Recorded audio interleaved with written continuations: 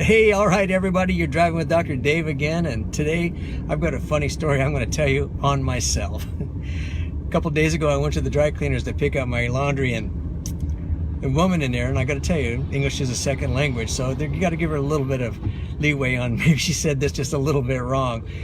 But we started talking, and she was telling me about how her birthday's coming up and how old she's going to be, and of course she asked me how old I was. And I said, well, I'm a little bit older than you are. And I didn't really want to just get into it about that time, but she started guessing. I said, no, I told her, I said, I'm 63 years old. Because I don't hide it. I know how old I am. You guys know how old I am. That's just it. And she looked at me and she was so astonished, and she goes, how'd you get so old?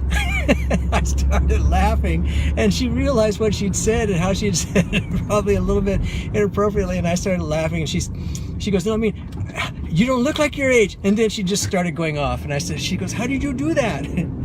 I said, well, I just took care of myself as time went along. You know, I started taking care of myself when I was young. And that reminds me, about 5 years ago, I went to my 40-year high school reunion. And I was getting so excited about going to my 40-year high school reunion. I was going to get to see some of my old friends that I hadn't seen in years. And when I got there, I was so disappointed because a whole bunch of old people crashed my reunion. What were they doing there? Well, not everybody looked old, though. A lot of them looked pretty good. And I started taking a look around, and I noticed that there were a couple things in common. The first one was none of the ones that looked good were overweight. They took care of their diet.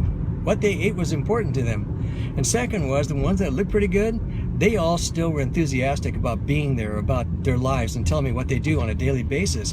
They knew that when they got up in the morning, they had something fun and enjoyable that they were going to do.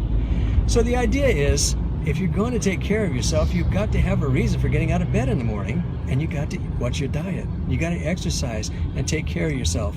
Remember, there's no fat people in the old folks' home. You're driving with Dr. Dave. I'll see you tomorrow.